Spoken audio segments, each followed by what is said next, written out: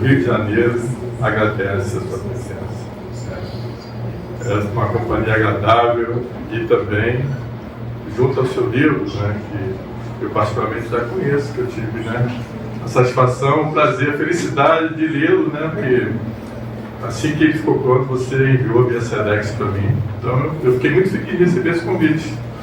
E eu gostaria que você falasse, primeiramente, de você. Quem é Helene Cardoso? Eu sou a confluência de muitas pessoas, né? Eu sou nascida nos anos 80, na cidade de Salvador da Bahia, a cidade mais preta fora do continente africano. Eu sou filha de suburbanos, né?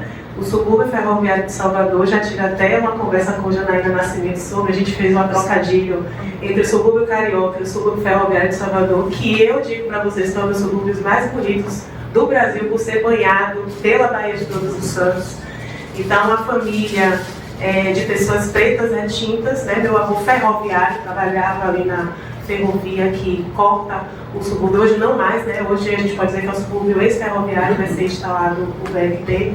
Mas uma família com as suas restrições, né, financeiras, econômicas, mas a minha família nunca deixou de investir na educação e meu pai assim o fez, né, investiu muito na minha educação. E meu pai, um industriário do polo petroquímico de Cabaçari, que é uma região metropolitana da região de Salvador, nós fomos morar numa área mais central. Saímos do subúrbio, fomos morar na região mais central e essa saída do subúrbio para eu ir mais para a região mais central me fez ver a multiplicidade da minha cidade, né? A diversidade social, política, econômica, cultural, paisagística. É uma cidade que tudo falta, tudo transborda, é uma cidade muito preta, mas muito desigual. E eu mesma ali criança já percebia todas essas contradições e começava a perceber essa cidade que me circundava. Então, meu pai sempre me estimulou muito com leitura, cinema, teatro. Engraçado, meu pai é evangélico, ele é batista, mas ele sempre investiu muito em música popular brasileira. Então, Elis Regina, a Djavan, a gente sempre teve, né? Meu pai sempre teve, é um homem muito sensível, né? Levava a gente para assistir e ir nos teatros da cidade. E um dos investimentos que meu pai fez comigo foi o Colégio 2 de Julho, que era um colégio muito tradicional de Goiás, porque hoje ele não tem mais a pompa, né? Meu pai dizia, olha, eu não vou te dar marca, eu não vou te dar... mas a sua educação eu não abro mão. Então, eu saía da região, a gente foi morar na região de Brotas, que é uma região central, né? Bem longe do subúrbio ferroviário, mas a gente vai para lá e ele investe a minha educação ali na região do 2 de Julho, Colégio 2 de Julho, que é próximo do Campo Grande, ali onde vocês veem, onde os trios elétricos saem para poder fazer aquele circuito de Campo Grande ali. E eu era aquele ponto preto dentro da sala de aula, né? Na fotografia, eu tenho essa fotografia no Instagram, quem quiser ver depois, que eu era uma das poucas alunas negras na sala de aula e me descobri negra na escola, né? Infelizmente, ainda é assim, com todos os avanços e as leis que estimulam para que as escolas levem adiante o conhecimento das histórias das Áfricas, a história afro-brasileira e indígena. A gente sabe que nós avançamos muito e que esse avanço é fruto de lutas e conquistas dos povos, dos movimentos negros do Brasil. Eu falo sempre no plural porque ser negro não é uma experiência universal, né? Ser negra em Salvador não é a mesma coisa de ser negra no Rio de Janeiro, que não é a mesma coisa de ser negra no Rio Grande do Sul, no Acre, por aí vai. A gente sabe que muitas coisas nos atravessam, mas as diferenças também fazem com que a gente tenha marcadores. Mas o que eu quero dizer é que eu sou essa pessoa que bebi muito da fonte da cultura, da arte, né? Infelizmente, fui atravessada muito pela questão do racismo estrutural e estruturante, principalmente na escola. A escola, para mim, foi um ambiente de muita potência no sentido de conhecimento, posso dizer acadêmico, mas que eu tive que me blindar, principalmente através do conhecimento, para eu poder resistir, subsistir dentro daquele sistema. Então, eu era aquela pessoa que frequentava muito a biblioteca, né? Que muitas das vezes conseguia uma inserção em grupos devido ao meu desempenho escolar. E a escrita sempre foi um lugar de refúgio para mim. Então, nos exercícios de redação, eu sempre me destacava muito, porque como eu lia muito, eu conseguia, né, trazer abordagens e tal, e foi isso. Mas eu nunca me vi como escritora. Para mim, era algo muito orgânico, posso dizer assim. Então, eu fui essa criança que tinha muito desejo de me expressar, né? Ou através da oralidade, ou através da escrita, ou através do corpo, porque o corpo também, ele comunica. Mas que eu ainda não sabia exatamente como me encaixar. E eu tive que descobrir de como é que eu iria me comunicar. Isso levou um bom tempo. Eu tenho 45 anos, gente, né? E eu posso dizer que da pandemia para cá é que houve o meu renascimento. É que eu pude tomar consciência de que ferramentas artísticas eu poderia utilizar para poder me expressar. Ok. Eu tenho uma pergunta para fazer para você, que é o seguinte: você faz parte do movimento contemporâneo da nossa literatura, que a gente não tem nome ainda, né? Porque nosso movimento daqui a 10, talvez daqui a 40 anos tenhamos um nome, como existe o romantismo, o parnasianismo, essas coisas tudo. Mas você tem uma mistura da tua criticidade, né? Do barroco de Gregório de Matos, né? E do romantismo da primeira fase, de Gonçalves Dias, né? Que ele tem aquele ufanismo pela pátria. Não querendo comparar o ufanismo, mas você ama a sua cidade. E a gente, quando lê o seu livro, a gente percebe o amor que você tem pela sua cidade. O que te inspirou, além disso, a escrever esse livro? Pronto, vamos lá. Então, em plena pandemia, eu começo a conhecer algumas mulheres que estavam começando a empreender alguns livros coletivos, a coletânea. Eu queria muito hoje que a Rosana Rodrigues estivesse aqui para mais uma vez eu reiterar e agradecer, porque se eu estou aqui hoje, eu preciso agradecer, e eu acho, como eu disse, eu gosto de referendar as pessoas que nos possibilitam a gente ser o melhor que a gente pode ser. Então, Rosana, em 2020, né, ela começa a organizar o que toda palavra dita escrita seja amor. Eu consegui chegar nessa coletânea e me ver possível através dessa possibilidade de me expressar através da poesia. Como eu sou formada em História, você vai encontrar muitos elementos de construção de identidade negra sob o ponto de vista do território baiano, soteropolitano, né? Então, posso dizer que, por exemplo, meu primeiro letramento racial foi através das letras das músicas dos blocos afro, onde o Axé Music ele vai se constituir ali no final da ditadura militar, em 85, né? O movimento Axé Music, ele se constitui ali em 1985, logo após a ditadura militar. E por que movimento? Porque existem diversas linguagens musicais em relação ao Axé Music. E um deles é a constituição dos blocos afro. Só que a constituição dos blocos afro ele vem um pouco antes. O primeiro bloco afro, que é o Ileaê, ele vai se dar em 1974, inclusive como uma forma de enfrentamento à ditadura militar e também ao sistema racista, onde pessoas negras não eram permitidas a formar blocos, ou elas estavam sempre segurando os cordões dos grandes blocos, né, das elites, ou segurando carros alegóricos. Então, no Curuzu, na Liberdade, vai se constituir o bloco Ileaê, que quer dizer mundo negro, e que vai começar a ressignificar toda a potência do que é ser negro no Brasil, mas muito baseado nas histórias das Áfricas, né? Onde que naquele tempo não existia Google, não existia acesso à diversidade de conhecimento, e muitas das vezes os livros que aqui chegavam em outras línguas, em inglês, francês, alemão. E existiam intelectuais que faziam o quê? A tradução desses livros para que apostilas pedagógicas referentes ao tema fosse elaborado para poder as canções dos blocos afro. Então, o que acontece? Mesmo eu estando ali no lar cristão, essas músicas tomavam de assalto as rádios, a televisão, o carnaval, a plástica, a estética, mas ainda assim isso não chegava para a grande massa. Então, nessa escola 2 de julho que eu estudei, né, tinha uma mulher que chegava lá para pegar o filho dela, e ela estava ali em plenos anos 80 com estampas africanas e um turbante. Ela sempre ia de turbante, uma mulher muito altiva, e eu não entendia o que era aquilo, mas aquilo tinha um impacto visual, estético e político, porque o nosso corpo, como eu disse, o nosso corpo ele comunica. E eu criança ali, eu ficava, meu Deus, que mulher é essa? Que figura! E anos depois, quando eu fui fazer História na Universidade Católica de Salvador, eu descubro que essa mulher que me causou um impacto e um atravessamento muito grande através da sua presença, indo buscar o filho dela de carro, né, uma mulher preta, retinta, ela é o quê? Membro fundadora do Bloco LEAE, a professora Arani Santana. Né?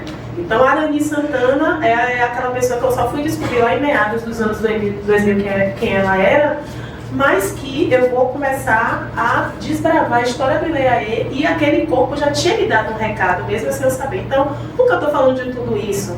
Porque nos meus contos e nas minhas poesias, eu vou trazer muitas referências, não só da história da Bahia, mas dessa restituição da subjetividade, da construção da identidade, não só de mulheres negras, mas de pessoas negras, né? Tanto que o primeiro capítulo se chama Identidade, e tem uma frase da Joyce Salvador, Paula Ferraz daqui, Janaína Nascimento, que participaram, né, dessas quilombos literários que eu tive a oportunidade de participar. E tem uma frase no livro que a Paula participou, que para mim é tipo uma bíblia, que é Mães Pretas, Maternidade, Solo e Dororidade, que é um livro que eu estou sempre revisitando, e que a Joyce Salvador pergunta a que horas faz revolução as mulheres sobrecarregadas. E a gente sabe muito bem quem são essas mulheres sobrecarregadas no Brasil. Né? Elas têm corte, têm cor, né? E têm classe. Então, é isso, eu tento fazer essa junção da Helênia, mulher preta, soteropolitana, historiadora, mãe atípica, eu sou mãe atípica, eu sou mãe de Theo aqui, um menino preto de 7 anos, grau 2, com TDAH.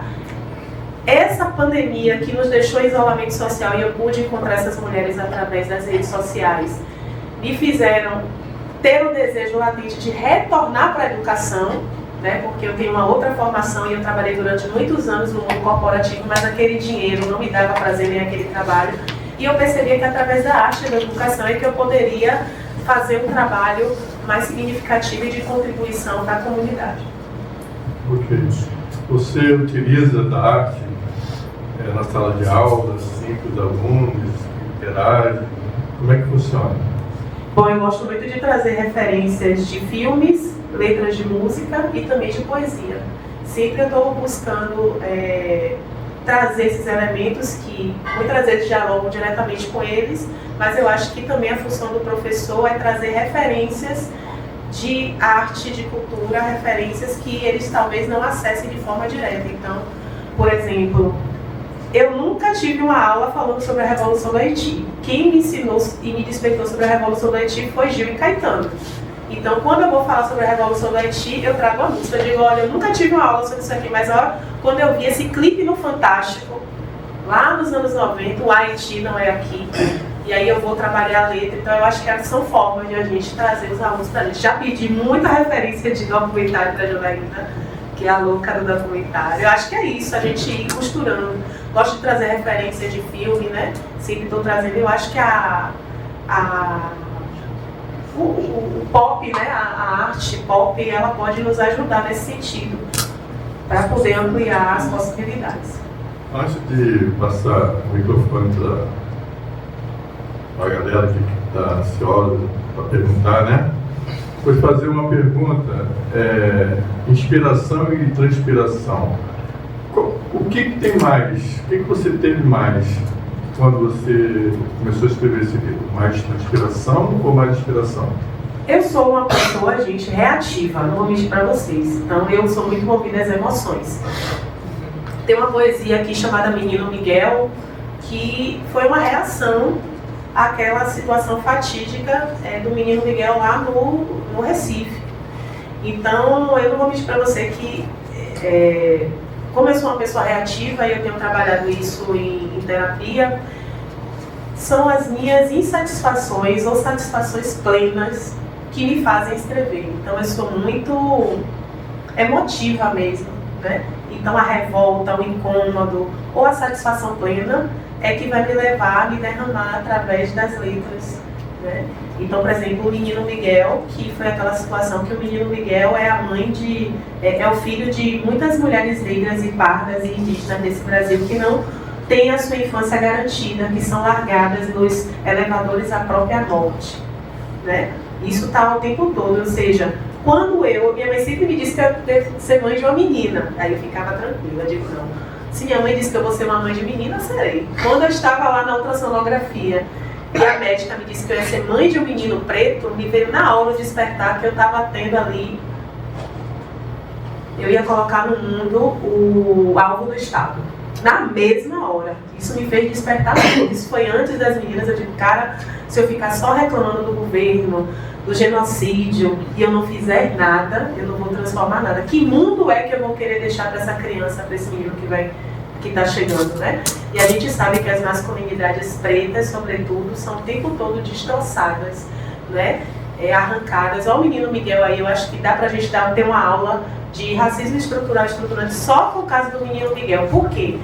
Uma situação dentro de uma pandemia, maior crise sanitária mundial, onde estavam ali 3 famílias, não era só Mitz. A mãe de Mitz estava ali naquela situação, trabalhava com aquela família, Mitz e o menino Miguel, 3 gerações, dentro da casa da família, a corte real, que se apropria da máquina administrativa do Estado, pagava o serviço doméstico com dinheiro público, não deixava aquela empregada doméstica fazer isolamento social, eles mesmos adoeceram, eles mesmos deram remédios para ela, né? E a patroa ali fazendo as suas unhas, e ela não poderia ficar ali 10 minutos cuidando do menino e o levou para a morte. Então, assim, só esse caso aí, a gente poderia desvelar várias situações. Então, essa poesia foi a forma que eu consegui externalizar e perceber que esse genocídio da população negra, ela é latente e ela me atravessa. Não precisa ser com meu filho para que eu me posicione, eu me indigne e faça alguma coisa. Então foram essas situações, e são essas que me faz escrever poesia, mas tecendo muito de componentes históricos e da atualidade. Perfeito, perfeito. Gostaria de ouvir essa pergunta.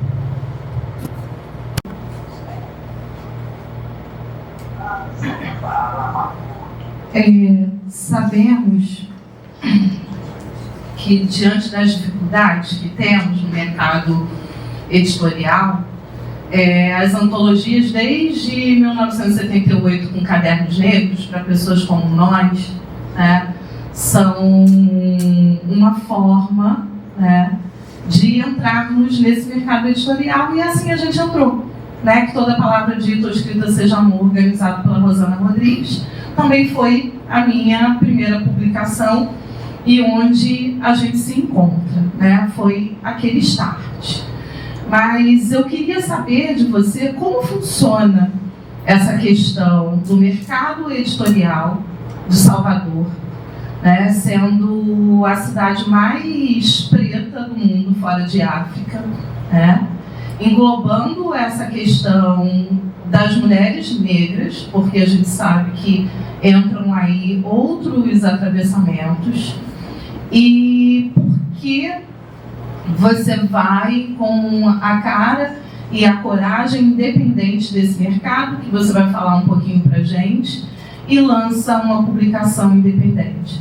Então, o que eu quero saber é como é esse mercado editorial para a literatura negra em Salvador, mesmo sendo a cidade mais preta do país, e o que é ser uma escritora independente dentro desse contexto. Bom, esse livro ele nasce de um não que eu ouvi, teve o Festival Literário do Subúrbio, onde teve grandes nomes, de Riane Leão a vários outros autores, e que eu fui convidada para participar.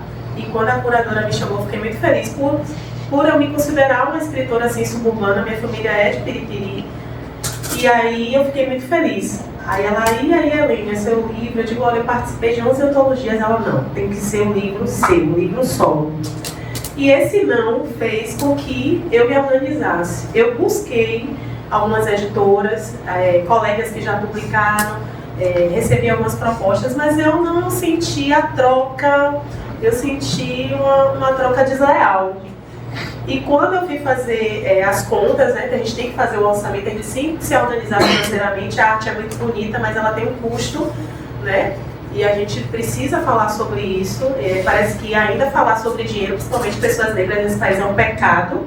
é como se a gente não tivesse direito de viver muito bem da nossa arte, né? Porque quando a gente vai escrever um livro, é porque a gente investiu em várias leituras, a gente investiu em filmes, a gente investiu em experiências culturais e educacionais também para poder escrever. Então, a gente precisa quebrar essa lógica colonial de quando falar de dinheiro, dinheiro e pessoas pretas não são palavras rivais, como já disse o Racionais, né? Como diz, né, que eles estão juntos. Então, assim, eu vi algumas propostas, mas que nenhuma não me sentia, eu digo, não, eu vou dar muito e vou receber pouco. Tipo, sabe de uma? Eu vou fazer esse livro de forma independente. E eu tive uma urgência, foi uma urgência e não foi, eu me organizei e foi isso. Eu precisava colocar, assim como as contrações do parto, eu disse para mim mesma que eu não ia mais levar um não pelo fato de eu não ter um livro solo. Né? Apesar de que eu vejo que tem pessoas aí que têm blogs, né, que escrevem em rede social, elas não deixam de ser escritoras porque não tem um livro, né? Tem essa questão. Hoje, o formato do acesso à literatura é muito amplo. Eu vejo que muitas vezes até os festivais literários, alguns hoje convidam até pessoas que não são escritoras, né, que nunca escreveram livro, mas pelo fato de serem influenciadoras digitais e utilizar da palavra, elas estão acessando esses espaços. Agora a gente tem que ver quem são essas caras, quem são esses corpos, quem são essas pessoas, né, que estão começando até a acessar alguns espaços de poder, porque o espaço da palavra é um espaço de poder e que nós, mulheres negras, não estamos acessando. E mesmo quando muitas estão acessando, eu ainda sinto falta de trazerem outras, porque eu estou vendo em muitos festivais literários que estão indo as mesmas pessoas, são as mesmas narrativas. Eu já sei em quais festivais literários, eu já tenho aí umas 5 pessoas que eu sei que vai estar. E o Brasil é muito grande, é um país de dimensão continental. Como eu disse, ser preta em Salvador não é a mesma coisa de ser preta no Rio de Janeiro, que não é a mesma coisa de ser no Sul, que ser do Acre. Me mostra aí uma escritora de Roraima. Nunca ouvi falar. Deve ter muitas, várias, mas tem alguns, sabe, polos, e parece que essa monocultura em relação à literatura, isso fica muito nichado, e aí eu quis quebrar a bolha. Eu disse assim, olha, eu não vou me acorrentar mais uma vez, né? Porque tentam nos acorrentar o tempo todo. Entendeu? Então foi isso, não está sendo fácil, mas eu estou muito feliz de ter feito. O fato de ter colocado esse livro no mundo e eu ter me dito esse sim, eu não gosto mais também dessa palavra, mas eu vou usar, me empoderou muito. Eu não uso mais a palavra empoderamento, vejo só de forma estratégica. Quem quiser me perguntar por quê. Tá? Então, é isso. Ninguém vai me dizer que eu não sou uma escritora. E eu não sou uma escritora? Com certeza. Somos.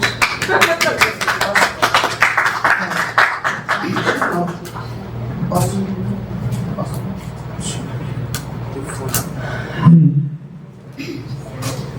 Então, eu, Júnior da Prata, tenho descendência indígena, a minha tataravó foi escrava e eu, apesar de ter a pele clara, eu já sofri racismo, odeio racismo, é uma coisa que meu coração fica abalado, sabe?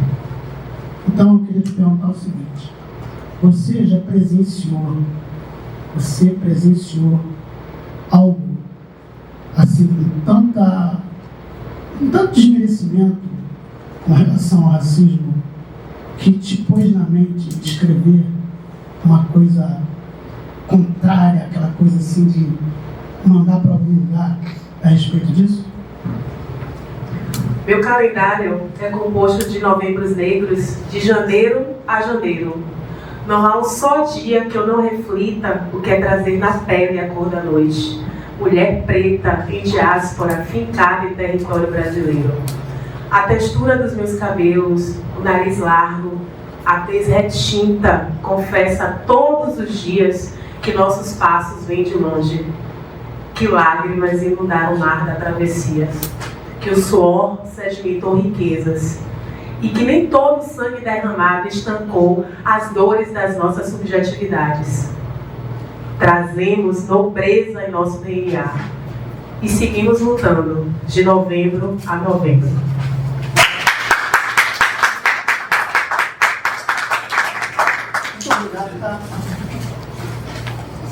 Alguém? Uma pergunta, uma consideração, uma observação? Bruno? E ali? Bruno Black. Primeiro, te amo, né? Segundo, eu queria que você escolhesse um poema do livro e você fizesse uma coisa que eu, nos saraus, eu não acho que é muito legal. As pessoas ficam contando a história do poema. Mas aqui, como é um momento de conhecer o livro e a autora, né? Eu queria que você pegasse uma, lesse, contasse quais foram os motivos que fizeram escrever ela e destrinchasse ela pra gente entender como é o seu processo criativo. Meu processo criativo é reativo. Sim.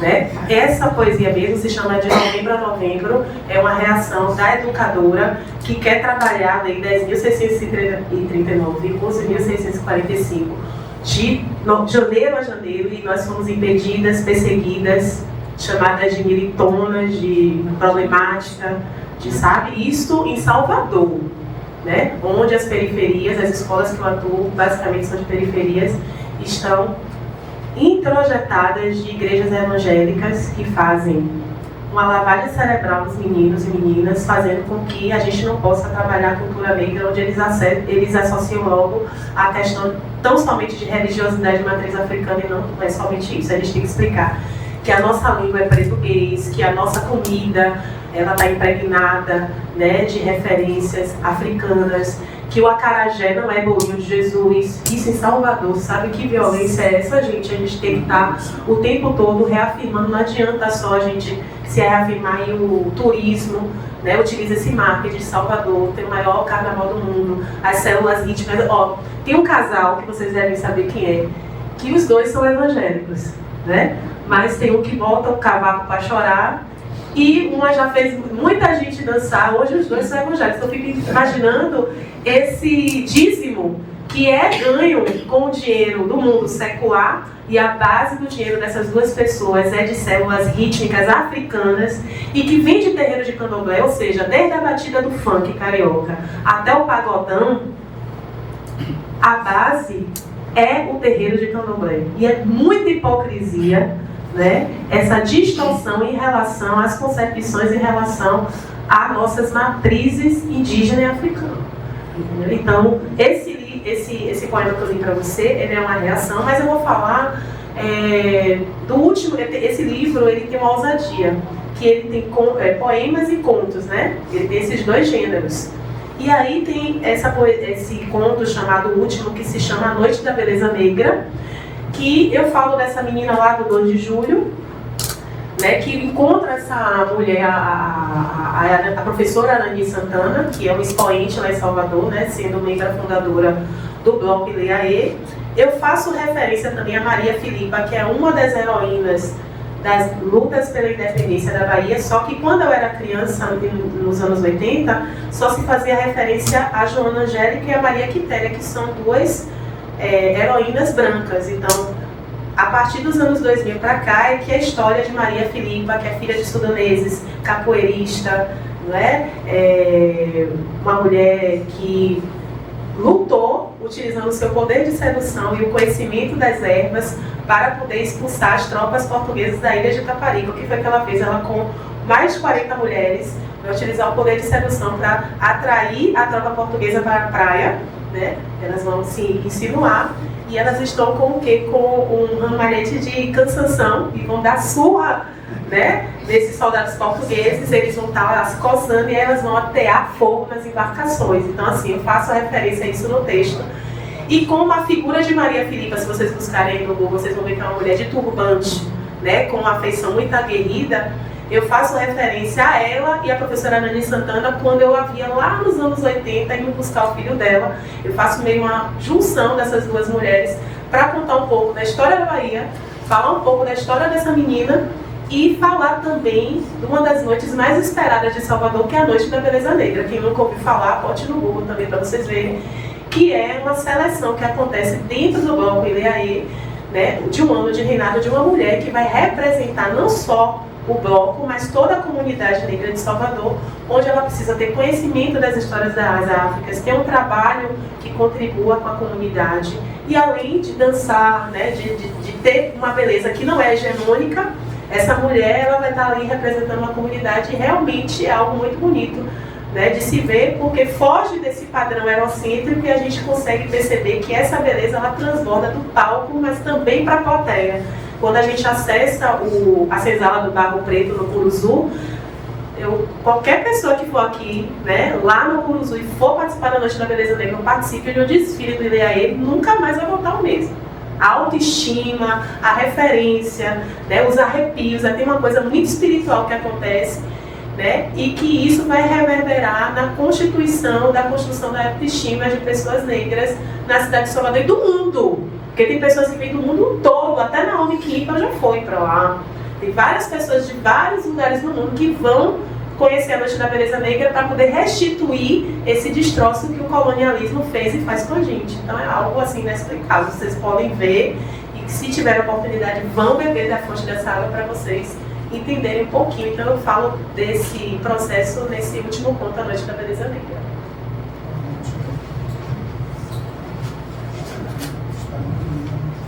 Alguém mais? Alguma pergunta? Algum comentário? Alguma consideração? Eu tenho uma. Eu gostei muito quando você colocou a questão do que é contemporâneo, né? Como, por exemplo, a canção sobre o Haiti, né? Do Gil e do Caetano, quando você fez referência aos Racionais, né? E quando você colocou que em aulas você trabalha isso, né? O que mais dentro desse aspecto contemporâneo, né, você traz para as aulas, né, para esse encontro? Você é professora da rede estadual lá, né? Então, nas aulas, autoras negras, você trabalha essas autoras, os autores. Fala um pouquinho mais sobre isso. Eu queria ver esse aspecto contemporâneo dentro da sala de aula, não somente a aplicação, né, das leis, que é muito importante, e de fato não há uma permissão de um modo geral, né? Há sempre, digamos assim, empecilhos para que isso seja realizado efetivamente na prática, mas como é que você consegue na sala de aula trazer, né, esses aspectos? Tem uma autora soteropolitana também que eu utilizo muito, que é Bárbara Carini, uma intelectual diferentona. Tem um livro dela que eu sempre utilizo nas minhas aulas, que é 50 Invenções Científicas e Tecnológicas de Pessoas Negras. E aí, quando a gente faz referência do Kemet, né, que desde da invenção da cerveja, da matemática, da medicina, né, o primeiro protótipo, vamos dizer assim, de teste de gravidez, e a gente vai quebrando esses... quem foi que inventou o GPS? Quem foi que inventou o semáforo? Né? A gente vai começando a trazer referências de pessoas negras sob o ponto de vista da construção, desenvolvimento científico para um menino, um jovem de periferia, que muitas das vezes não se vê como possível construtor de ciência e tecnologia, de conhecimento. Eles ficam encantados, né? E aí eu gosto de dizer, olha, sigam Bárbara Carini, ela é pagodeira, ela é uma mulher que é interessantíssima, que veio de uma periferia também chamada Fazenda Grande do Retiro, que também veio de uma história de escassez, mas que através do conhecimento, do estudo, conseguiu modificar a sua vida e hoje está aí para o mundo, né? Ela é uma grande referência hoje no Brasil, uma mulher negra, né, soteropolitana, e que a mulher hoje tem mais de 10, 15 livros, parece que ela consegue, e numa linguagem muito simples, muito acessível, né, e eu fico muito feliz de ter. Outra mulher que eu também sou muito fã é a Carla Potirelli. Eu sempre a utilizo, ela usa, né, a questão da interseccionalidade. Ela tem um livro, ela participou da coleção Feminismos Populares de Jamila Ribeiro, é uma outra referência que eu acho muito importante. Ela agora está com um livro, vai lançar agora falando sobre amor preto, né? E ela sempre se coloca, né, as questões da vida dela pessoal para poder destrinchar várias violências. Eu digo, meu Deus, eu acho ela uma mulher incrível também. A própria Jamila. Eu utilizo os textos também das minhas amigas aqui nas aulas. Eu sempre estou levando os livros. Gente, esse livro aqui fala de maternidade preta, sobre o outro, por exemplo, o livro mesmo, Mães Pretas, ele já está toda a opção de outro exemplar, porque aonde eu vou eu levo, né? E é isso, eu acho que a gente se referenciar também, né? Quando eu consigo trazer isso, eu percebo que as meninas se sentem possíveis. Eu digo, olha, você não precisa ter um livro para produzir conhecimento. Pega o bloco de notas aí no seu celular e vai anotando, né? Vai desbravando. Hoje você tem um Google, você tem uma possibilidade, não fica só, vamos buscar e trazer referências, né? Eu sempre estou procurando ler e trazer um livro que eu adquiri agora na Bienal, de Jenny Nunes, falando sobre descolonizando afetos, né? Trazendo que essa forma de a gente amar, ela é totalmente, né, colonizada, a questão da monogamia, do eu, do ciúme, da posse, assim como os colonizadores fizeram com a terra, fazem com as mulheres, né? E aí, só pegando um gancho em relação ao termo empoderamento, né, que foi um termo cunhado por Paulo Freire, né, e que o capitalismo se apropriou dele para falar com mulheres que disseminar a ideia, eu percebo hoje que está bem distorcida, de que empoderamento é a unha, é o cabelo, é a maquiagem. Você está com artifícios que vão te levar a um padrão de beleza, mas não só isso, é autonomia intelectual, financeira, social e política, né? E esse corpo que é político, que é o que vem sendo matado, a gente é o 5º país que mais mata mulheres no mundo, e se a gente for ver quem são essas mulheres que estão morrendo, né? Então só o conhecimento podem nos salvar, e também a questão da irmandade entre mulheres, né? Eu percebo que, infelizmente, a rivalidade feminina é o que retroalimenta essas violências, a gente precisa se ligar em relação a isso. É bastante interessante, né? Inclusive com a citação que você fez das autoras negras e que você utiliza, né, em sala de aula, além dos outros aspectos, acho que, acima de tudo, isso resgata uma autoestima e uma legitimidade e faz um movimento contrário a esse apagamento que, de um modo geral, acontece na nossa história, né? Especialmente com os povos originários e com a população negra, né? Mas ainda pegando um pouquinho desse gancho, nós temos visto nos últimos tempos, né, especialmente na TV aberta, que alcança milhões de pessoas no seu dia a dia, o protagonismo negro, né, especialmente de mulheres negras, atrizes, por exemplo, sendo protagonistas em 3 horários diferentes na maior rede de TV aberta desse país. Queria que você comentasse um pouquinho sobre isso, não é? Quando no passado, por exemplo, tivemos uma atriz negra, faço referência a Thaís Araújo, numa novela das 8, né, em que ela é uma mulher negra, rica, bem-sucedida e bonita, e assim também como recentemente no remake, né, do Vale Tudo, houve entre aspas, um apagamento dessa personagem, obviamente, o que implica no apagamento da atriz que a representa, né? Então, queria que você colocasse um pouquinho sobre esse aspecto, né, da TV aberta. Nós temos agora, por exemplo, coisas que não vimos no passado, famílias negras em propaganda de margarina, do café da manhã, né? Quando isso aconteceu, nós que somos 18+, né, quando é que isso aconteceu até algum tempo, né? Então, eu queria que você comentasse um pouquinho sobre isso, esse protagonismo negro, especialmente de mulheres negras, em horários, né, das 18, das 19, das 21, né, e também sobre o programa Falas Negras. Né? Pela primeira vez nós estamos tendo programas voltados a esse público, para esse público, e falando dessas questões, dessas dores, desses limites que foram colocados e que a gente precisa estar todo dia dizendo que não é mimimi. Então, um pouquinho sobre isso, por favor. Toda vez que fala sobre esse tipo de assunto, eu trago à baila o significado de 2 palavras: representação e representatividade. O fato de ter um contingente de pessoas negras numa novela não quer dizer que elas estejam ali devidamente, né, ocupando espaços de poder. Se quem escreve aquela narrativa não é uma pessoa negra, não é uma pessoa comprometida, vai acontecer. Eu não assisto mais novela há algum tempo, não vou mentir para vocês não, mas acabo acompanhando nas redes sociais todas essas nuances, né?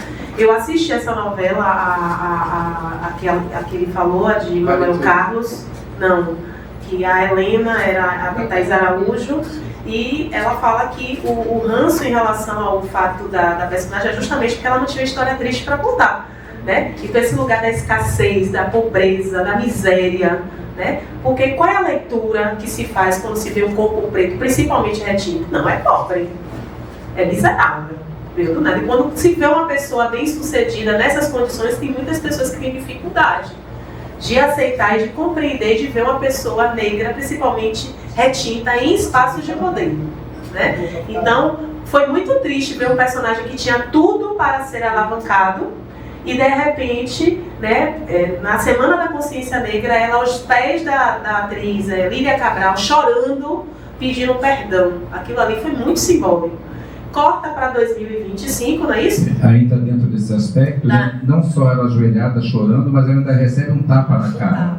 Tinha até esquecido disso. Então, assim, para mim, eu passo a não assistir a novela porque eu percebo que não é só ter uma... Quer ver uma coisa? No meu livro tem um texto chamado Big Black Brasil, que foi justamente aquele Big Brother que teve o maior contingente de pessoas negras. E aquilo, para mim, foi muito violento. Né? Aquele, todo mundo sabe qual é, né? Que teve uma pessoa altamente cancelada.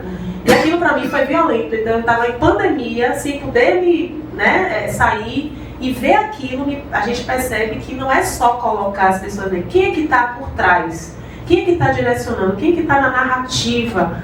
Né? E colocando esse contingente. Qual é o intuito? Então, eu percebo o seguinte. Representação é uma coisa. Representatividade é quando pessoas negras estão em espaços de poder e vão conseguir conduzir a narrativa com um propósito político positivo. Representação é você colocar, por exemplo, a garota lá no rótulo do creme de cabelo, mas ela não é dona da fábrica. Né? As pessoas negras estão em condições mais braçais, não estão nos espaços de poder de direção, nos altos escalões diretivos da empresa. Então, assim, eu penso que existe uma distorção entre estar representado e o que é representatividade. Está ligado ao poder político. Representação é outra coisa. Então, hoje, eu vou mentir para você, assim, eu não assisto muito mais novela, assim, eu acho que não me contempla, né? Acho importante que a gente possa estar acessando, mas com muito cuidado, porque essa questão do Big Brother, até hoje, para mim, é uma questão. Eu vi aquilo, me adoeceu muito, eu fiquei muito mal. Me lembra que nós pessoas, mais uma vez eu vou citar Racionais, quando ele diz, eu sou aquele louco que não pode errar, né? E o que é não poder errar? Não poder ser humano, né? Então, se eu sou a negra que estou num lugar de uma posição de poder, de palavra, de aparecer, enfim, eu não posso errar, porque eu vou ali, representar todo mundo, ou seja, a gente nunca teve espaço. Então, agora, quer dizer, esse lugar também é muito adoecedor. Né? A gente não pode errar. Tem quantas pessoas negras não escrevem, não cantam, não dançam, não representam, não se colocam, não escrevem, não faz um mestrado, não consegue entrar nenhuma, permanecer na universidade porque ela não se vê com a possibilidade de errar. Existem muitas, eu conheço muitas pessoas. A síndrome da impostora é algo que eu vejo muitas amigas minhas, e até eu me vejo muitas das vezes nesse lugar de assim, olha, eu não vou nem tentar, porque se eu errar, para nem errar, não tenho nem a possibilidade de errar. E ampliando essa discussão, saindo da questão da negritude, muitas mulheres, em geral, né, perpassam por isso, porque a nossa construção identitária, né, é muito voltada para o cuidado do outro. Então, tem muitas mulheres, por exemplo, que quando se tornam mães, por exemplo, se anulam seus desejos, suas vontades, seus propósitos em detrimento do outro. Né? Então, essa mulher é constituída para servir o outro, ou seja, o filho, ou o marido, ou os pais. Então, esse lugar do desejo e do poder é muito potente, mas a gente tem que ter um pouco de cuidado. Eu acho essas discussões muito interessantes. Né?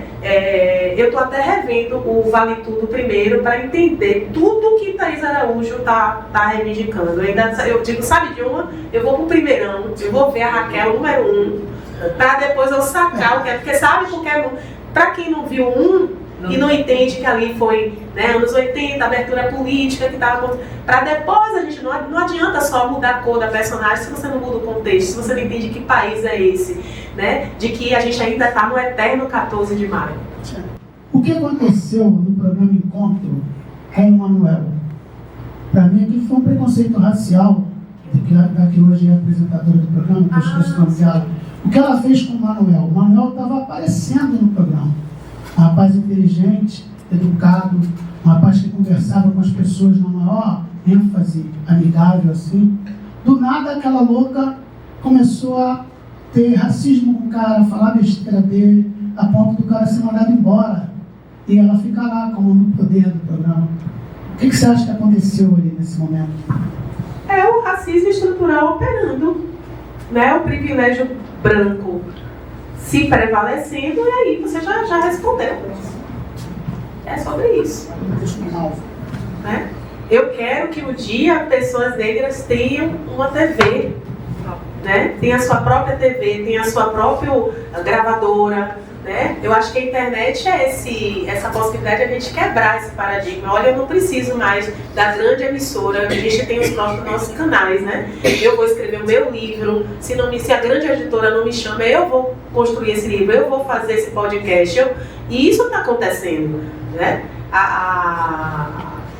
Essa grande TV que a gente está falando hoje, ela vem desesperada aí buscando meios de se perpetuar, né, com essa grande audiência. Só que hoje as pessoas têm muitas opções, muitas escolhas, né? E o que você está escolhendo e dando audiência? Eu acho que isso fala muito mais do público do que sobre o que está sendo oferecido. Eu acho que os espaços têm que ser ocupados, mas com muita estratégia, né? Eu fico feliz, pelo menos, que hoje Thaís Araújo tenha consciência racial para ela entender e colocar os incômodos. Eu tenho certeza que se de repente fosse uma atriz iniciante, talvez ela não teria essa substância para poder se colocar e causar esse incômodo e trazer essa discussão, né?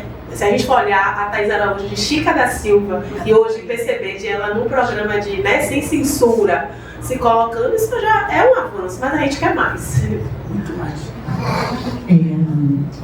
Quero voltar para o livro pensando no título. Todos nós viemos de um ventre, né? E o ventre é infinitamente mais do que o útero, né? E eu percebo que pelas mãos, né, pelo corpo de uma mulher, todos nós nascemos. Todos nós viemos ao mundo pelo ventre de uma mulher, né? Mas eu quero saber o que te inspirou dar esse título pro seu livro. A maternidade, ela me humanizou muito, né? Aprendi a pedir ajuda, aprendi a dizer não, a sacar os meus limites, os meus desejos, os meus propósitos. Então, eu costumo dizer que eu renasci através do meu filho. Eu fiquei menos covarde, fiquei mais ousada, né? Dizer assim, o que eu quero, alinhado ao meu desejo. Meu filho me fez olhar o mundo de outro jeito. Que mundo eu vou querer deixar para esse menino? Meu ventre foi casa, e que casa eu vou querer deixar para ele, né? Porque o filho, a gente está aqui para fazer o nosso papel e fazer com que ele seja independente e autônomo. É meio que esse trocadilho. Ele veio daqui e que casa eu estou deixando para ele? Que mundo, que construção. Então eu penso que a gente consegue ser mães mais assertivas, porque a gente sempre vai errar. Eu já sei disso, eu não estou querendo ser a mãe perfeita, já desci do pedestal, não quero essa santidade, quero ter o direito de errar, entendeu? O direito de errar. Já me humanizei, mas eu preciso também fazer, porque ser mãe é um ato político, né? Quando a gente coloca o filho no mundo, a gente está mexendo com as estruturas. E de que forma eu vou mexer com essa estrutura? As minhas armas é a educação e a arte. Isso aí foi algo que veio para mim. Então eu estou utilizando dessas ferramentas para poder criar não só o meu filho, mas também a educação, essa possibilidade de eu despertar consciência, de eu crescer, de eu ouvir, de saber, eu não sei tudo, eu vou precisar, hoje, às vezes tem alunos que me fazem perguntas capiciosas, eu digo, olha, eu não sei. Para mim isso é inadmissível dizer que eu não sei, professora, eu não sei, mas a gente pode na próxima aula voltar a falar sobre o assunto, e aquilo me instiga eu estudar, isso me dá pulsão de vida, sabe? Helene, eu acho interessante pegar esse gancho e dizer, olha, ótima pergunta para trabalho de casa. Vamos pesquisar, trazer na semana que vem. Bem, deixa eu fazer uma pergunta também como educadora, Juliana Luiz, que nós que somos educadores e autores, escritores, a gente não consegue ser duas. Somos múltiplas, né? E aí, como que é isso? Você, escritora, dentro da sua sala de aula, a sua arte e com seus alunos? Eles descobrem que eu sou escritora pelas redes sociais, né? Porque hoje o menino começa o nome e já vai para a rede social.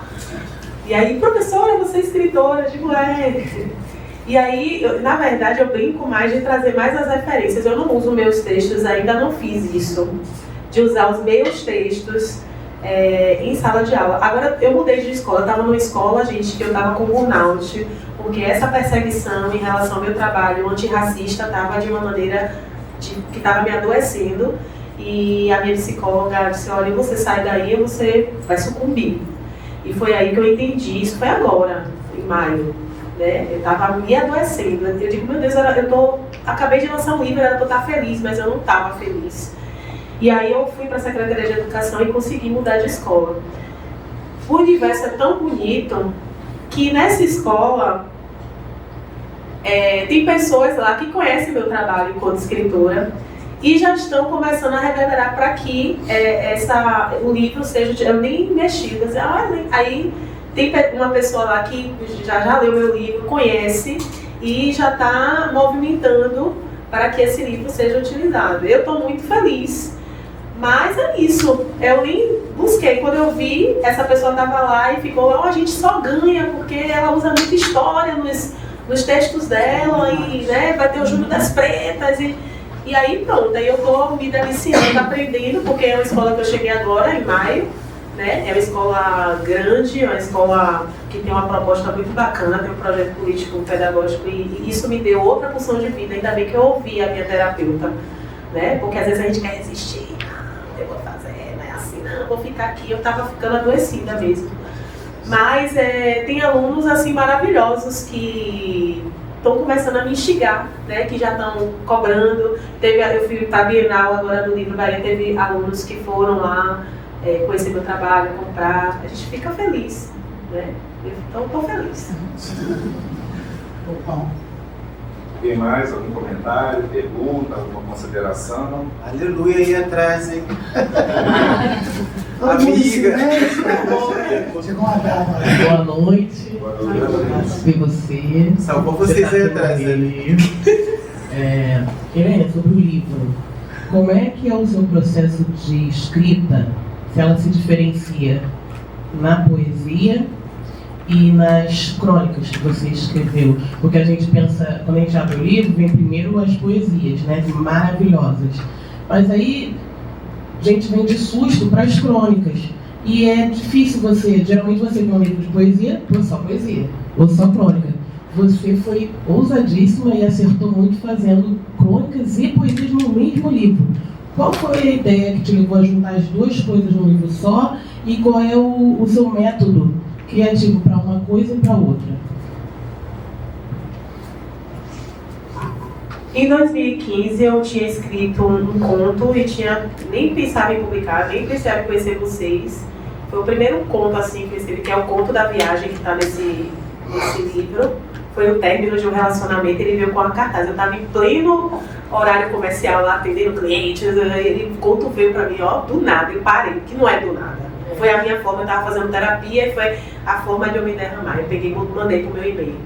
E aí teve uma coletânea que eu acho que você também ajudou, foi aquele Sentindo na Pele. Eu sou organizadora, né? Junto com o Pedro Paulo Machado, que ele me perguntou, você não tem um conto? Aí eu disse, não. Aí eu disse, tenho. Fui, revisitei, e aí comecei a fazer, né? Coisas do cotidiano. Se você for ver os contos, ele tem muita coisa de cotidiano, né? Da cidade, de Salvador, né? Eu amo minha cidade, com todas as contradições, com todas as problemáticas, né? A gente, né, gosta da cidade. Eu amo Salvador. E aí falo tem contos que se passam na estação do metrô Acesso Norte, tem contos que se passam no Cine Glauber Rocha, que é um cinema que eu adoro, que fica ali no centro da cidade, né? Tem um conto que eu falo quando eu descobri que meu filho, o diagnóstico do meu filho, né? Quando eu vi aquelas mulheres que já estavam naquele processo de terapêutico, levando os filhos para terapia, eu digo, meu Deus, isso vai ser para sempre, não tem cura, minha vida vai ser assim agora, como é que vai ser? E eu vou ali para a Paralela, começo a chorar. Então eu vou misturando coisas do cotidiano, às vezes vendedores ambulantes que entram no ônibus e faz aquela correria, que aquilo é uma arte também de se comunicar com o público, né? Às vezes tem oradores incríveis ali, né?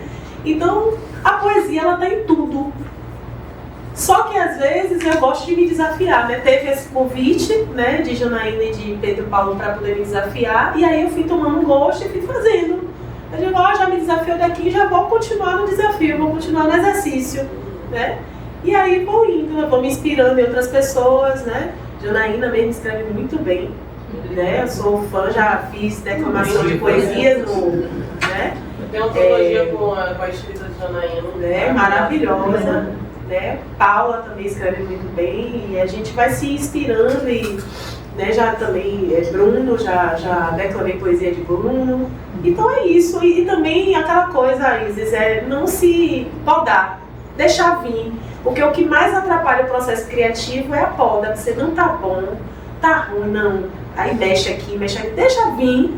E depois, olha com carinho, né? O que acontece muitas vezes, a gente não pode dizer que a gente não se olha, a gente não se acolhe. E aí poda e não sai nada. Então eu deixei fluir. Às vezes são histórias simples, mas que têm significado. Eu gosto muito de trabalhar com referência de música, mais uma vez de cinema, de outros textos, né? Às vezes você vai encontrar uma frase ali de Racionais, você vai encontrar uma coisa de Vanessa da Mata, você vai encontrar Riachão, você vai encontrar Odum. Né? Tem coisas que você vai se identificar assim, olha, isso aqui sabe? Tem muita. Eu fiz até uma playlist no Spotify baseado nas referências musicais, que tem muita referência musical ali. Né? E tudo me inspira, desde um vendedor ambulante que entra no ônibus a um diagnóstico do meu filho. Então, a poesia está aí, a arte está aí, é só a gente estar alinhado. Então, sobre a arte, né, de compor, né, de fazer poesia, você, dentro do contexto da sala de aula, você já pensou em fazer um poema didático? Porque, por exemplo, um professor músico, normalmente ele leva o violão para a sala de aula, toca com as crianças, é um recurso que ele tem, né? E é bacana. E um poeta tem essa vontade, essa iniciativa de querer ensinar o aluno de uma forma totalmente diferente do que é padrão.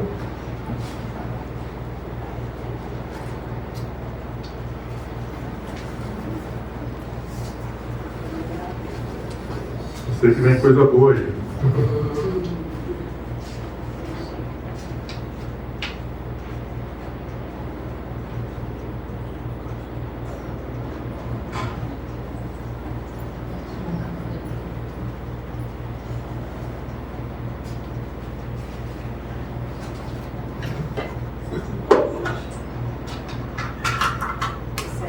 Ainda não memorizei.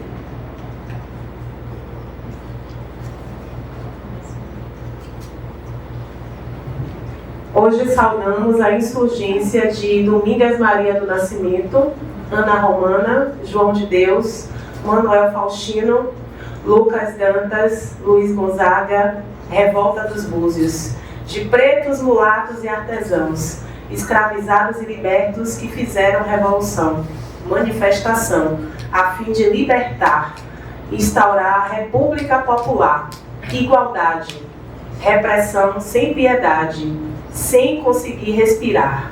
A cor da pele continua a nos condenar à forca em praça pública. Quando há de chegar finalmente o tempo da nossa feliz liberdade? Quando todos seremos irmãos iguais? Onde perseguir o caminho da liberdade? 11 escravos, 6 soldados, 5 alfaiates, 3 oficiais militares, 2 ourives, um pequeno comerciante, um professor, um carpinteiro, um cirurgião, uma nação. Aqui eu estou fazendo referência à Revolta dos Búzios, que aconteceu em Salvador, né? E o código entre os manifestantes era a utilização de um búzio, e aqui foi uma forma que eu encontrei de fazer referência a essa manifestação que foi altamente reprimida. Quando eu falo aqui forca sem piedade, porque lá tem a Rua da Forca, que os condenados passavam por essa forca e eram enfocados na Praça da Piedade. Quem conhece Salvador sabe que tem a Igreja da Piedade e a forca era instaurada ali. E eles passavam, então eu faço referência ao território. Perceba que eu começo com o nome das mulheres, que quando você vai nos livros você não encontra a referência às mulheres que também participaram da manifestação. Então eu fui fazer uma pesquisa para poder ver o nome de mulheres que também participaram. As mulheres geralmente não são citadas, né? E é uma forma de eu utilizar o conhecimento histórico para construir a poesia. Depois de uma aula de história, maravilhoso. Obrigado. Nada, meu Deus. Alguém mais? Pergunta? Consideração? Vocês estão tímidos, não, né? Fala, Aline. Aline fala pra caramba. Aline. Oxa. Boa noite, meu nome é Aline Chagas. Ontem você me falou um pouco sobre os seus textos eróticos. Adoro. Gostaria que você falasse um pouco, né, de como a gente pode abordar, né, essa nossa sexualidade sem ser hipersexualizada, né? Nós, como mulheres negras, eu adoro, porque eu também escrevo poesias eróticas, organizo um sarau erótico, então gostaria que você falasse um pouquinho sobre isso. A paixão faz coisas com a gente, né? Ave Maria, quando eu estou apaixonada... Helena, só um minutinho, desculpe interromper. Entramos agora naquele campo do início que eu falei para vocês, né? Das descrições, né? De começar a puxar um pouquinho mais. Valeu, Aline, foi ótimo. Siga por esse caminho. Então a paixão faz isso com a gente, né? De a gente ficar ali delirando através da escrita também, de colocar, de se desafiar. E o que eu acho interessante é que, assim, como é um livro que fala de maternidade, fala também de poesia erótica, né? De sexualidade, a gente só tá aqui, né, gente? Por quê? Né? Não vejo contradição nenhuma disso, mas o fato de verem essa mãe, mulher lá no pedestal, né? A mãe, a santa, eu desço no pedestal e reivindico o meu espaço de prazer, mesmo, né? É uma manifestação, tanto que o livro ele é em 4 capítulos: identidade, maternidade, dengo, né? Que é a nossa forma de falar de afeto, né? Então eu falo do amor próprio, eu utilizo o Bell Hooks, né? Para poder falar desse amor próprio, falar desse amor de família. O Ventre Foi Casa é um agradecimento às minhas tias, que é a minha grande rede de apoio para poder estar aqui. Eu estou contando com a rede de apoio para poder estar alinhada a meus sonhos, meus desejos, né? E falar de amizade, né? Falar de admiração e falar também desse lugar do prazer que nos é negado o tempo todo. A hipersexualização também nos deixa muito no limbo da escolha ou da não escolha, de a gente ser vista só como esse lugar de proporcionar prazer. E muitas das vezes a gente não conhece nem o nosso próprio corpo, né? A gente vai conhecendo isso com o tempo, vai se permitindo, e tem muitas violências nisso aí, mas eu quis falar desse lugar da reivindicação do prazer através da escolha, né? Tem um texto que eu faço até referência, eu falei isso com você, é o X-Vídeo, né? Que eu brinco, né? Desligue o X-Vídeo e desbravemos o ponto G, né? Então, de se permitir ao lugar do prazer, e sim, por que não? E tem muitas pessoas que têm medo de quando as mulheres tomam o lugar dessa narrativa de falar de prazer, de sexualidade, né? De orgasmo, de como quer ser tocada, né? Por que esse medo, né? Eu fico assim me perguntando, né? Por que esse esforço tão grande para entender a sexualidade e a potência feminina, que, como Paula falou, todo mundo aqui nasceu de uma mulher, de um ventre, de um encontro. Mas por que quando essa mulher ela toma o poder dessa narrativa, né, da condução, isso causa tanta estranheza, né? Eu não entendo, mas eu não abro mão do meu espaço de prazer. Eu sou uma mulher que não abro mão do meu próprio prazer.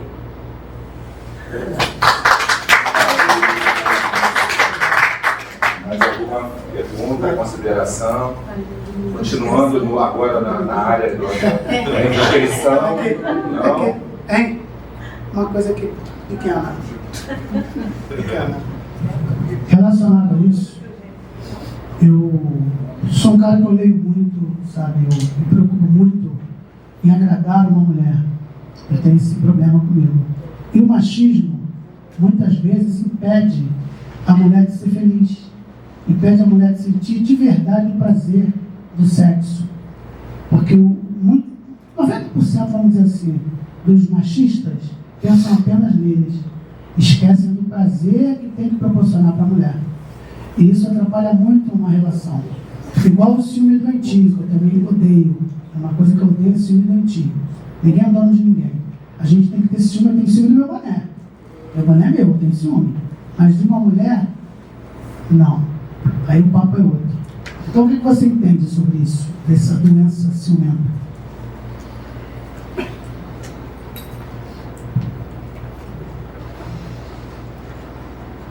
O Brasil é o 5º país no mundo que mais mata mulheres por serem mulheres. Essa já é a primeira questão, né? Então, eu penso que está havendo uma quebra de paradigmas, a gente está falando mais sobre isso, construindo com mais conhecimento em relação a isso. Mas eu creio que a gente só vai quebrar isso quando a gente se hermanar mesmo. Não existe sororidade sem nororidade. A gente vai precisar principalmente se conhecer, se acolher, porque eu percebo que os homens são muito brothers um do outro, né? Automaticamente o homem respeita o outro, né? Não vai no território do outro. Mas a base da perpetuação desse machismo, eu vejo que é a rivalidade feminina. Eu não estou colocando o culpa das mulheres, estou querendo despertar, né? Dizer que mesmo que as correntes dela sejam diferentes das minhas, enquanto ela não for liberta, mesmo que as correntes dela sejam diferentes das minhas, ninguém será livre, né? Então, eu penso que a gente tem um trabalho pela frente de falar sobre questão de gênero, de sexualidade, de escolha, de prazer, de liberdade, né? Eu vejo hoje muitas mulheres incríveis, inteligentíssimas que eu conheço, que hoje está abrindo o lugar. Se for para ter uma relação tóxica, eu não quero ver. Isso não me invalida mais enquanto pessoa, isso é uma revolução, cara. Entendeu? Então, eu conheço muitas mulheres hoje que preferem investir no seu conhecimento, na sua viagem, né?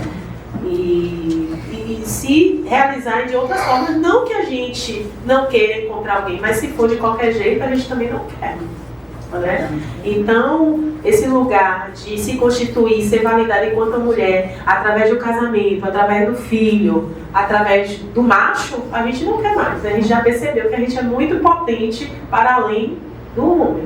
Agora, claro que a gente vai precisar fazer construções juntas, a gente não vive sozinha. Nós temos filhos, temos pais, temos irmãos, né? E a gente vai ter que fazer esse enfrentamento. Eu acho que a gente está nesse lugar do choque ainda, do enfrentamento. De perceber, opa, ela não vai mais aceitar de qualquer jeito não, vou ter que me educar. Desde a forma de falar, de me importar, né? E eu penso que a gente vai levar um tempo aí, mas vamos chegar lá. Agora, quem não pode mais, a gente está tendo a vida das nossas irmãs, das nossas filhas, das nossas mães ceifada por causa desse machismo, né? Dessa misoginia, não dá mais. É muito complicado mesmo. É. A pessoa se acha dona da outra. É. E a vida não é assim, né? A liberdade traz muito mais romantismo, né? Segurança, respeito. Dentro desse aspecto que vocês abordaram, né, tem um filme passando atualmente aqui no Rio de Janeiro, estava em Botafogo, no Estação Net, não sei se em outros, é um documentário sobre as mulheres na Vila Mimosa, né? As prostitutas na Vila Mimosa, né? Ao dobrar a esquina, me parece que é o título, se não me engano. Mas, enfim, essa questão do quando dobra a esquina. E é muito interessante o relato, né, dessas mulheres mais jovens, mais maduras, de meia idade, sobre a questão da sexualidade, da descoberta do comportamento machista, né, do prazer feminino, né, que vai muito além do que, digamos, daquele encontro rápido, fugaz, sorrateiro, enfim.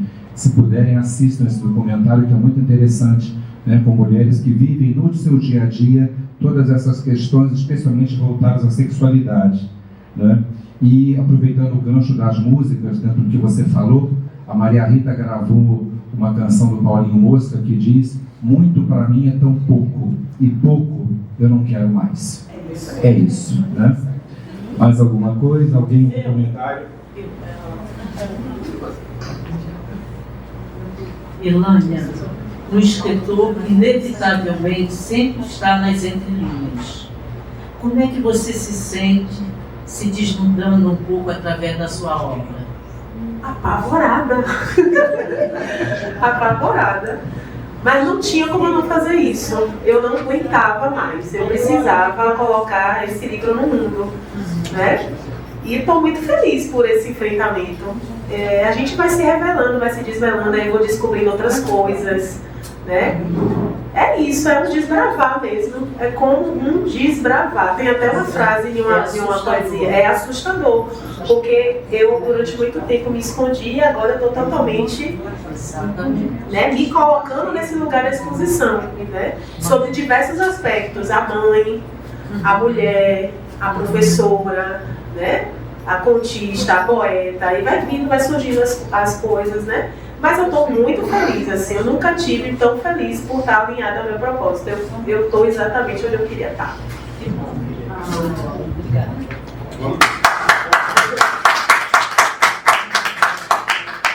De novo, Helene. Você fala muito de música. E lá na Bahia, eu quero saber da Bahia, vou te botar agora. Qual o seu músico, seu artista, cantor ou cantora predileto e qual a sua música predileta da Bahia? Você me pegou. Bahia não tem olho.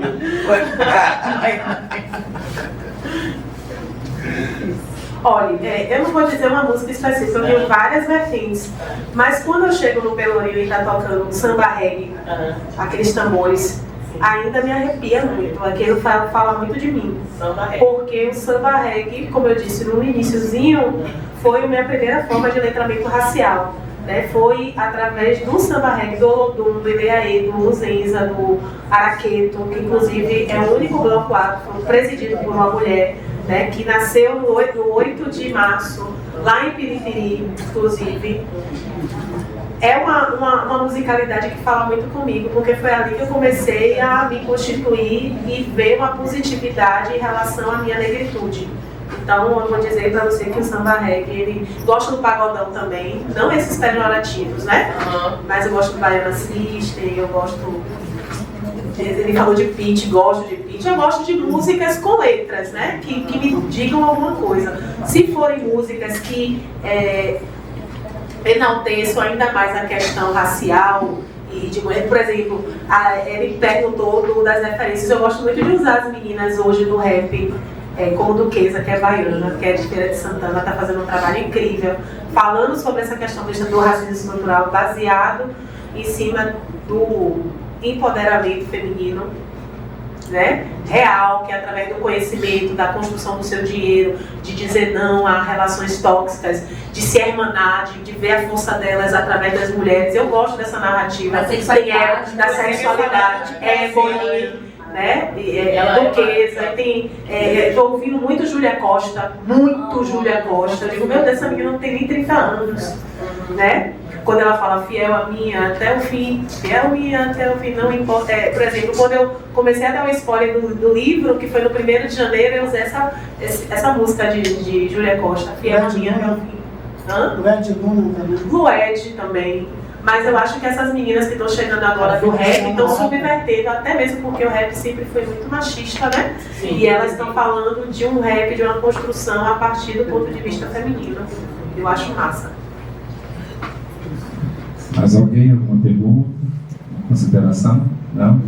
Vamos então às considerações finais. Eu posso recitar uma? Sim. Chamada Rotas. Eu vou levantar, viu, gente? Isso. A minha próxima vontade é fazer um monólogo ou algo assim, um pocket, alinhando as músicas com as minhas declamações, né? Eu acho muito importante o poder das músicas. E aí, vamos lá.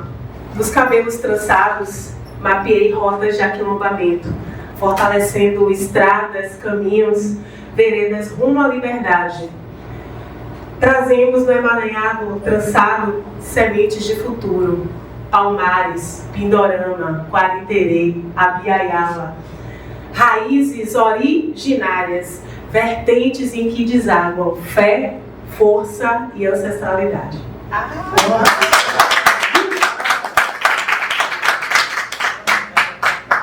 Obrigada, gente. Mais uma vez, o Rio de Janeiro agradece. A Casa Balaio das Artes também agradece. Nós te agradecemos, tá? Por essa grandeza de pensamento, tá? Essa grandeza de poesia, tá? De tudo que você é, né? A gente fica muito contente, muito feliz em ouvi-la, né? E só nos alimentou de conhecimento, né? Obrigada. Tá bom, Fê? Ed Ramos e Helena Cardoso, obrigado. Eu quero destacar mais uma vez a gratidão nossa da Casa Balaio das Artes em receber vocês. Algumas das pessoas tiveram já que sair em função do horário, condução e tudo mais. Não esqueçam, aqueles que desejarem adquirir o livro, né, ali na recepção comigo, depois escolham o autógrafo aqui com a Helena. Eu quero também entregar para a Helena um presente da Casa Balaio das Artes, né, para marcar também, mais uma vez, esse nosso encontro de hoje, que é um encontro extremamente feliz, oportuno, né? Que bom que você veio de Salvador para estar com a gente aqui. Muito obrigado, viu? Gente, eu que agradeço. A receptividade foi muito tudo, eu tô assim, né? Desde da recepção, como você me tratou, né? A casa é muito acolhedora, aprazível, as pessoas que vieram, eu agradeço, né? Você vê que o universo conspirou, a chuva deu uma trégua. Oxalá, obrigada. É isso, eu estou muito feliz, eu estou alinhada ao meu propósito, por isso que eu digo que eu renasci através do meu próprio vídeo. Eu quero agradecer às mulheres de Duque de Caxias por terem me colocado nesse rolê literário, literalmente. Mandem um beijo para mim, para a Rosana. Eu sempre vou citar as pessoas que me fortaleceram e me fizeram possível. Eu ainda tenho uma dificuldade, sabia? De me ver como escritora, como artista, ainda está caindo a ficha, né? Mas eu estou muito feliz de estar metendo a cara e fazendo acontecer. Muito obrigada, você é o Getro. Obrigado. Viu? Muito obrigada. Eu quero destacar, por favor, nos sigam no Instagram, @Balaio das Artes Centro. Né? Se puderem, façam já agora, já podem ligar os celulares, tirando a moda avião. @Balaio das Artes Centro. Nós entregamos a vocês uns pães de mel. Eles são feitos pelo Luiz Santos, um ator, também alguém da arte. No verso da embalagem tem o telefone dele. Se gostaram, entrem em contato, façam pedidos. E aqueles que não receberam, vão receber agora, no final, tá bom? Eu não ganhei não, hein? Eu vi você com 2, hein? Olha, eu cheguei depois, eu quero. Olha, o Bruno Black disse que era um para agora e um para viagem. O Bruno Black é esperto. Tem que sobrar pra mim. Um presente para você, do Juvenal e meu, da Casa Balaio das Artes. Esperamos que chegue aí. Literatura Negra, Conceição Evaristo, é a tese da Conceição Evaristo, né, que já está aí em livro, e que nós podemos já desfrutar, conhecer e apresentar os trabalhos. Leve para as salas de aula. Vou levar, sim. Muito obrigada, viu? Obrigado a você, obrigado a todos vocês. O nosso catering, o nosso serviço de bordo está ali na recepção. Água, café, licor, suco e livros à venda. Até já, espero vocês ali. Muito bom. Bom demais.